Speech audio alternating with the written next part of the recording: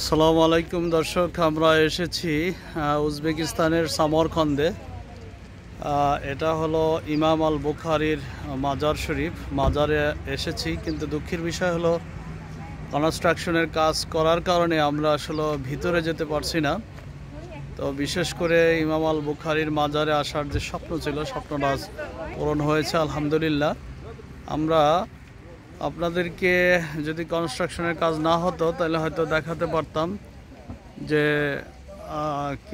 কত ধরনের কত সুন্দর করে আসলে এই মাজারটি হয়েছে। এবং ইমাম আল বুখারী যেখানে তিনি মৃত্যুবরণ করেছিলেন, সেখানেই তার এই সমাধিটা করা হয়েছে। আপনারা জানেন যে প্রসিদ্ধ এবং সর্বোচ্চ সহি হাদিস প্রণেতা এবং হাদিস সংকলক, সহি বুখারীর সংকলক ইমাম আল বুখারী, তার এই সমাধি। এটা আসলে অনেকের স্বপ্ন থাকে যে এখানে আসবে এবং দেখবে।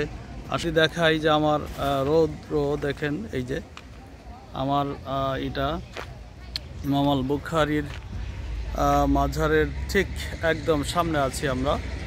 শুধুমাত্র কনস্ট্রাকশনের কাজ করার কারণে অনেক রৌদ্র এখানে, আপনাদেরকে ভালোভাবে দেখাতে পারছি না। তবে এখানে এসে সত্যি আসলে মনটা ভরে গেল যে হাদিসের একজন সর্বোচ্চ প্রণেতা এবং সহি বুখারীর যে সংকলক ইমাম আল বুখারী, তার যে মাজার শরীফ দেখতে পাবো। এই জন্য আসলে আল্লাহ তাআলার কাছে লাখো শুকরিয়া। আলহামদুলিল্লাহ। আমরা এখন এই সামরখন্দ শহরের আরও ইসলামের প্রাচীনতম কিছু নিদর্শন আমরা ঘুরে ঘুরে দেখব। আমরা সেটি দেখার জন্য একটা ট্যাক্সি ভাড়া করেছি আজকের জন্য।